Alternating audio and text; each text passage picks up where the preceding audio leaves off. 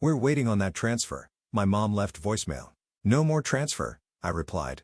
The next day, I had 23 missing calls and 38 text messages. At a bridal shower, I overheard my future daughter-in-law say, "Once we're married, I'll make sure she's out of our lives for good." My son smirked. "She won't even see it coming." I acted clueless, smiling and gifting them a generous wedding check. But when they tried to cash it, they found out what I had really done. I had always dreamed of the day my son would find someone he loved and start a family of his own. As a single mother, I worked 2 jobs to make sure he had every opportunity in life. I thought we were close. I thought we had that special bond. But I learned the hard way that people change when money and power get involved. I found out the truth at his bridal shower. The conversation that changed everything. The shower was at a fancy country club thrown by the bride's family. I showed up with a smile, a generous check tucked into my purse as a wedding gift. I wasn't rich, but I had saved for years to help my son and his future wife start their new life. I figured they could use it for a down payment on a house or something meaningful. Then, I walked past the restroom on my way back from the buffet and heard my son's voice. "She won't even see it coming," he laughed. I froze. He was talking to his fiancée, my future daughter-in-law. My heart pounded as I realized they were talking about me. "Once we're married," she said, her voice dripping with contempt, "I'll make sure she's out of our lives for good. No more unannounced visits. No more calls. I don't want her anywhere near our kids." "Don't worry," my son said. "She still thinks I'm her little boy. She'll hand over the check, and once the money clears, we'll go no contact. It's almost too easy." They both laughed. I had to grip the table for support. The room spun.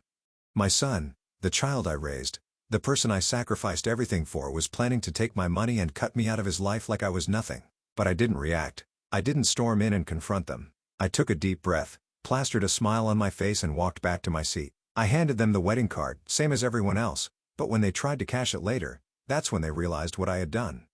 How I turned the tables. I had a choice. I could cry. I could beg. Or I could play along and make sure they got what they deserved. At the end of the shower, I went up to my son and his fiancée. I beamed at them, handed over the card with the check inside, and said, "I'm so proud of you both. I know you'll do great things together." They bought the act. They took the card without hesitation. Not once did they think I'd heard them. But here's the thing. That check? It wasn't real. Well, it was technically. It was a valid check, written from a specific bank account. But that account? It was my deceased father's estate account, one that had long been closed. The bank wouldn't clear it no matter what. To make it even sweeter, I made the check out for $40,000, a ridiculous amount that I knew they'd never question, just greedily accept. The fallout: 2 weeks later, I got a furious phone call from my son. "Mom, the check bounced," he shouted. "Oh," I said sweetly, "that's strange. Let me check with the bank." I let him stew for a day before calling back. I talked to the bank. "It looks like there was an issue with the account. It's no longer active. I'm so sorry. But don't worry. I'll try to sort it out after the wedding." Cue silence. He realized exactly what that meant. See, the wedding was in 4 days. They had already spent money assuming they had that $40,000. The venue, catering, the dress, it was all booked under the assumption they'd be able to use my gift. And now they were in deep financial trouble. Suddenly, I wasn't just the annoying mom they were planning to cut out. Now I was the lifeline they desperately needed. Begging won't work now. The next day, my son and his fiancée showed up at my house. I opened the door and saw them standing there, looking stressed and embarrassed. I crossed my arms. "We need to talk," my son said. "Oh, about what?" I asked, all innocent. His fiancée jumped in, her voice all fake sweetness. "We just wanted to make sure everything was okay. We wouldn't want you to feel left out of the wedding." I let them ramble for a bit before I tilted my head and said, "So, when exactly were you planning on cutting me out of your lives? Before or after the honeymoon?" My son's face went white. His fiancée's jaw dropped. "What? What are you talking about?" My son stammered. "I heard you at the bridal shower," I said calmly. "You know, when you said I wouldn't see it coming. Funny how that worked out." His fiancée looked like she wanted to disappear. "Mom, it's not like that." "Oh, it's exactly like that," I said. "And you know what? I was going to actually give you real money. But now, you'll get nothing from me. And if you ever try to contact me again, I'll make sure everyone knows exactly what you tried to do." I watched as reality hit them. The wedding was 3 days away. The deposits had been paid, but they still owed vendors thousands. They couldn't afford it. I shut the door in their faces. The wedding disaster. The wedding did happen, but it wasn't the lavish event they had planned. They had to downsize everything.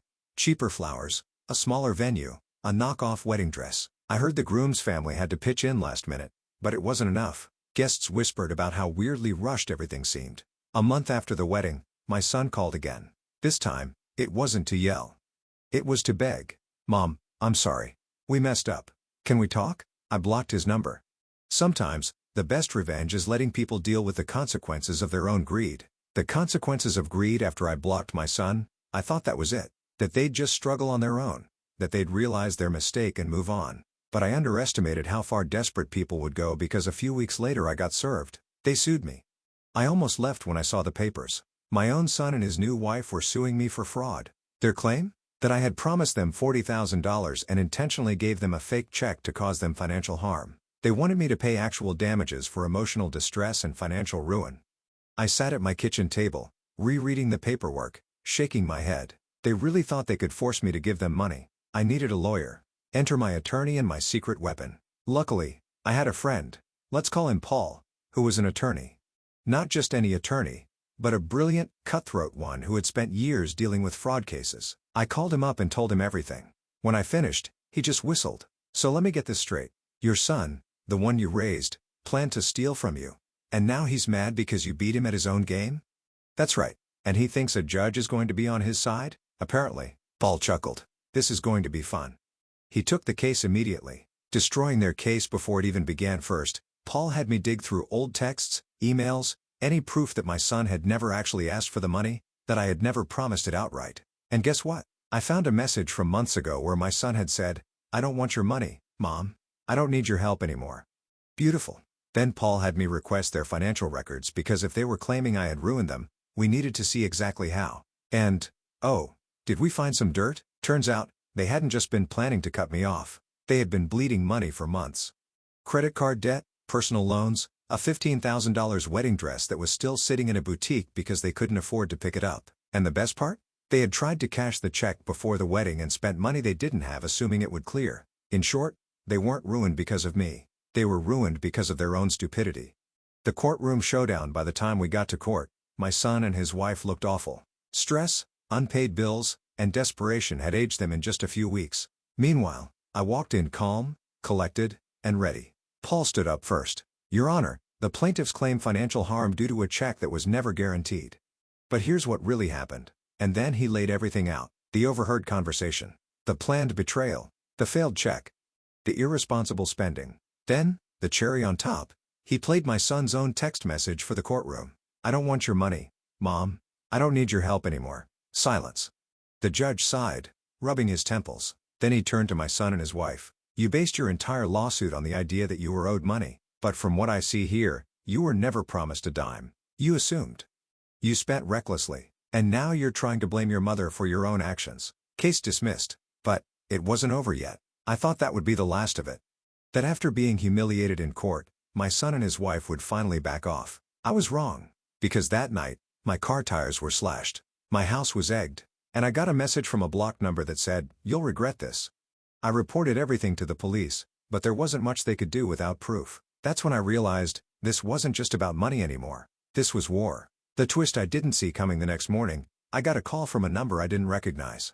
When I picked up, a woman's voice said, "You don't know me, but I know your daughter-in-law, and you need to hear what I have to say."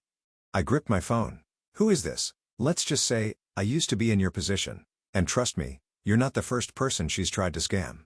My stomach dropped. "Meet me at the diner on 8th Street. I have proof." And just like that, everything got even darker. I sat in my car outside the little diner on 8th Street, my fingers gripping the steering wheel. The woman who called me had sounded serious, almost urgent. My gut told me this wasn't just about my son's wife being greedy. This was something bigger. I took a deep breath, grabbed my purse, and stepped inside. The place was nearly empty except for a woman sitting in a corner booth, stirring her coffee absent-mindedly. She looked up when she saw me, eyes scanning my face like she was trying to confirm I was who she thought I was. "You must be her mother-in-law," she said. I sat across from her, my heart pounding. "And you are?" She sighed. "My name is Danielle, and I used to be engaged to your son's wife." My blood ran cold. Engaged? Yeah. Until she ran off with my savings, destroyed my credit, and left me in debt so deep, I almost had to declare bankruptcy. I stared at her, my mind racing. I had known my son's wife was manipulative. But this was something else entirely. "Tell me everything." A history of deception. Danielle took a deep breath and started talking.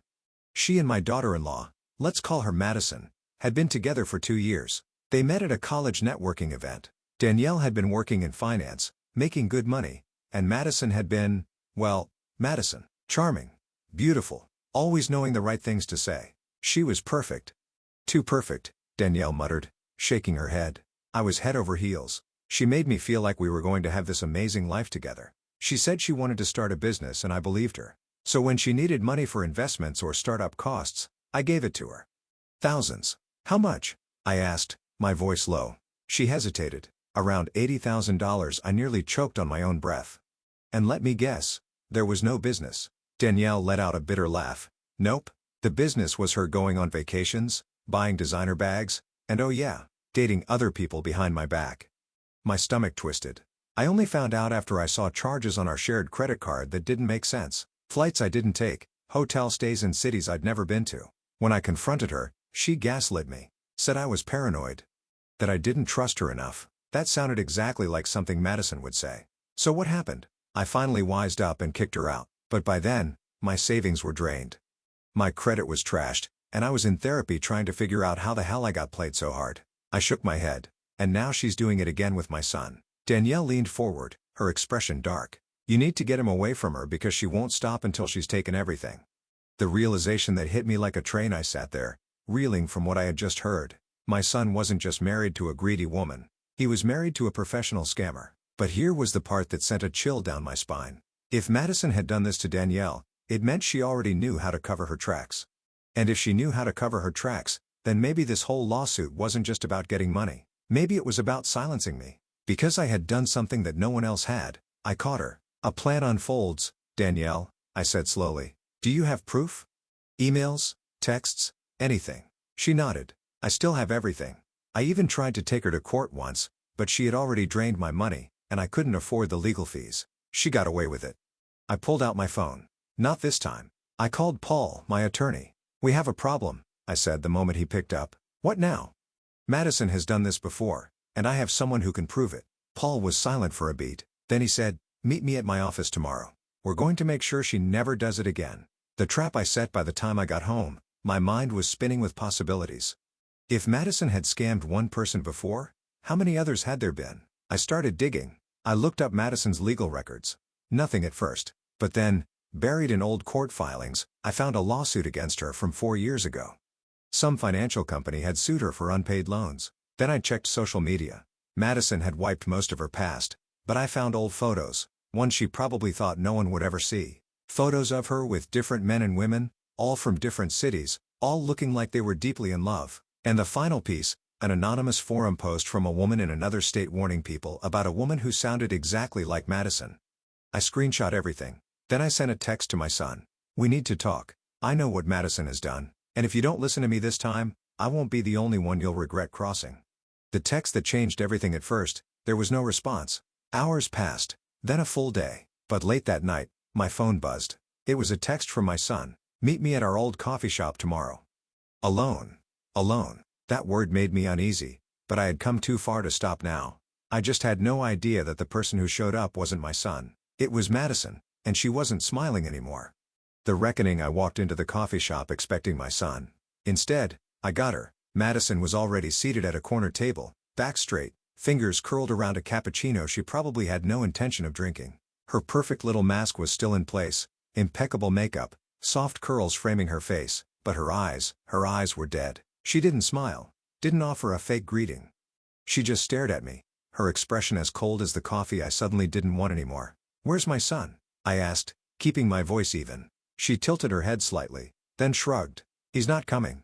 I didn't sit. So this is how you want to play it? I asked. You knew I was coming here to talk to him, and you intercepted me instead? Intercepted? She let out a small laugh. No, sweetheart, I'm here to warn you. The sheer audacity of her made my blood boil. Warn me? Yes. She took a slow sip of her coffee as if we were two old friends catching up. You're making a mistake. You don't want to push this any further. I sat down, not because I was intimidated, but because I wanted her to see exactly what she was dealing with. Oh, Madison, I said, leaning in. I know everything. For the first time, I saw her jaw tighten. Everything? Danielle told me all about you. I found the lawsuits, the unpaid debts, The forum posts warning people about you. And if you don't back off, I'll make sure my son knows exactly who he married. Her nostrils flared, but she kept her tone even. And then what? You think he'll leave me? You think he'll believe you over me? I think he'll have a hard time explaining why his wife has a trail of broken lives behind her. That finally got to her. She set down her cup a little too hard, eyes darkening. Listen to me, you bitter old hag. I raised a finger. Watch the tone, sweetheart. You're supposed to be this sweet, loving wife. Remember? She took a slow breath, collecting herself. Then, she smiled. A fake, plastic, terrifying smile. Fine, she said. Let's cut to the chase. What do you want? I want you out of my son's life. She laughed. Actually laughed. That's not happening. Then I'll ruin you. Her smile faded. You already tried. You failed. My name is on everything. The house, the accounts. If you think my husband will choose you over his wife, you clearly don't know him anymore. And that hit a nerve because she was right. I had spent so many years believing I knew my son. That no matter what happened, we'd always be close. But that wasn't true anymore. I wasn't his priority. She was. And she had no intention of letting go. You want a war? She whispered. Fine. But just now, I played dirty. I stood up, grabbed my purse, and looked down at her. Then you should have done your homework, sweetheart. Because so do I, and I walked out. The confrontation in front of everyone. I didn't go home. I went straight to my son's house. If he wasn't going to meet me at the coffee shop, then he was damn well going to hear me out in his own living room. I banged on the door, hard. After a few moments, it swung open and there he was, my son. Looking exhausted, annoyed, and worst of all, defensive. Mom, what the hell? Sit down. I pushed past him and walked into the house. He followed, rubbing his temples. Look, if this is about the lawsuit, no. This is about your wife. And how she's been conning people for years. He blinked. Then he laughed. Oh my God, are you serious? This again? Yes, this again. And if you don't believe me, then explain this. I pulled out my phone and shoved it in his face. Danielle's messages. The old court documents. The forum posts. Everything. I watched as his face changed. At first, he looked annoyed. Then confused. Then, something else. Something dangerous. Where did you get these? It doesn't matter. What matters is that this is who you married, and you need to wake up before she drains you dry. That's ridiculous. He scoffed, but there was hesitation in his voice now. Is it? Then why did she meet me instead of you? Why did she warn me not to push this? If she's so innocent, why does she have a history of disappearing after ruining people? He swallowed hard. He wanted to deny it, wanted to call me crazy. But deep down, something wasn't sitting right with him anymore. Then, before he could say another word, the door opened, and Madison walked in. The moment everything fell apart, she took one look at us and froze. What's going on? She asked, her voice all soft concern. I crossed my arms. I just showed your husband everything. Her face barely flickered. But her hands? They clenched. Everything, she repeated. My son turned to her jaw tight. Tell me it's not true. She blinked. Tell you it's not true? That you scammed people. That you used them for money. That you planned to cut my mother out the second she gave us a check. Oh my God. Is that what she told you? Madison let out a forced, incredulous laugh. She's lying, babe. She's been trying to ruin our marriage from the start, but my son wasn't buying it anymore. Then why is there a legal record of you being sued? Madison froze just for a second. Then, she did what all scammers do when they're cornered. She turned vicious. Oh, grow up, she snapped. So I had exes. So what? That doesn't mean I scammed anyone. Maybe your mom should mind her own damn business instead of trying to control your life. My son stared at her. Really stared at her. Then he said, did you ever even love me? And that was it. That was the question she couldn't answer. Because the truth? The real truth? Madison had never loved anyone. Not me, not Danielle, not my son. Just money. Just control. And he finally saw it. The fallout he left her. The divorce was messy, public, humiliating. Madison tried to take everything, but Paul made sure she got nothing. And me? I thought I'd feel victorious. But in the end, all I felt was empty because I had gotten my revenge. I had exposed the truth, but I had also lost my son. Not forever, but long enough that it hurt. And as I watched him rebuild his life, I knew one thing for certain. I would never let anyone fool me again.